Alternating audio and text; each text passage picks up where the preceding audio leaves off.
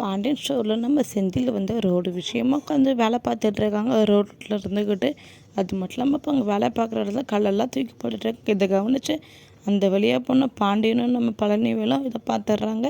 இப்போ பாண்டியன் வந்து ரொம்ப கடுப்பாராங்க. அப்போ பழனிவேலுக்கிட்ட இங்கே பார்த்தியாடா எவ்வளோ வெயிலில் எப்படி கஷ்டப்பட்டுட்டு இருக்காங்களோ அவங்க தேவையா, அது மட்டும் இல்லாமல் நான் கூப்பிட்டேன்னு சொல்லி இங்கே வர சொல்லு, 2 வாரத்தை அவனை பாராட்டி பேசினேன் அப்படி சொல்கிறாங்க. இதை கேட்டுன்னு பழனிவேல் வந்து அவ்வளோ சந்தோஷப்படுறாங்க. அது மட்டும் இல்லாமல் உடனே செந்தில்கிட்ட இங்கே என்ன பண்ணுறக்கு அப்படின்னு சொல்லி கேட்குறாங்க. ஆமாம் வேலை பார்த்துட்டு இருக்கோம், நீங்கள் என்ன இங்கே வந்தீங்கன்னு சொல்லி கேட்குறாங்க.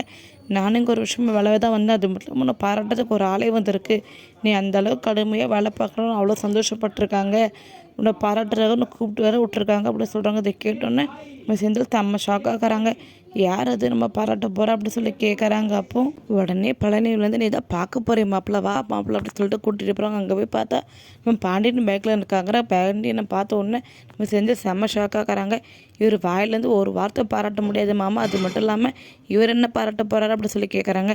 அட வா மாப்பிள்ள, உங்கள் அப்பா தானே கூப்பிட்டாரு, வா அப்படி சொல்லி கூப்பிட்டு போகிறாங்க. அப்போ அங்கே போனோன்னே என்ன இங்கே பண்ணிட்டுருக்கேன், இவ்வளோக்குள்ள நீ வேகாத வெயில் அப்படி கள்ளப்பறைக்கு போட்டுட்டு இருக்க, அது மட்டும் இல்லாமல் இதுக்காக இவ்வளோ டிப்டாப்பாக ட்ரெஸ் பண்ணிவிட்டு இவ்வளோ விலை கொடுத்து செண்டெல்லாம் அடிச்சுட்டு, அது மட்டும் இல்லாமல் ஆக உட்காந்து உன்னோட வேலையை பற்றி எப்படிலாம் பெருமையாக பேசிகிட்டு இருந்தேன், எப்படி ஒரு சேரில் உட்காந்துருப்பார், 4 வந்து என்ன பேர் என்ன சொல்லிட்டு எல்லாத்தையும் விசாரிச்சுட்டு இருப்பாங்களா, அவன் கையெழுத்து மட்டும் போட்டு கொடுப்பானா அப்படின்னு சொல்லிட்டு எவ்வளோ சீன் போட்டான். அது மட்டும் இல்லாமல் இப்போ பார்த்தியா இப்படி நோக்காமல் வெயிலில் உட்காந்து கஷ்டப்பட்டுட்டு இருக்கான், அது மட்டும் இல்லாமல் இதுக்கு நம்ம கடையிலே வேலை பார்த்துருக்கலாம்ல அப்படி சொல்கிறாங்க. இதை கேட்டு நம்ம செந்திலுக்கு அந்த இடத்துல அவமானமே இருது. அது மட்டும் இல்லாமல் அவ்வளோ பேரும் கூட வேலை பார்த்துட்டு இருக்காங்க. அப்போ அந்த இடத்துல வந்து பாண்டியன் வந்து இப்படி அசிங்கப்படுத்துகிற மாதிரி பேசுகிறாங்க. இதெல்லாம் பார்த்தாலும் பழனி வந்து என்னம்மா இதை பாராட்டுறேன்னு சொல்லி கூட்டிகிட்டு வந்து இப்படி அசிங்கப்படுத்திட்டு இருக்கீங்க, அது மட்டும் இல்லாமல் நீங்கள் விடுங்க மாமா, நீங்கள் கிளம்பலாம் வாங்க அப்படி சொல்லிட்டு கூப்பிட்றாங்க. ஆனால் பாண்டியனும் ஏடா நான் பேசிகிட்டு இருக்கலாம், நீ அமைதியாரு அப்படி சொல்லிட்டு, ஆமாம் இப்போ எந்த ஒரு வேலையான செய்கிற வேலையெல்லாம் விரும்பி செய்யணும், அது மட்டும் இல்லாமல் அதை அசிங்கப்படுத்தி பேசக்கூடாது, பார்த்து போனோம் நிலம்பி இப்படி இருக்குது பார்த்தியா,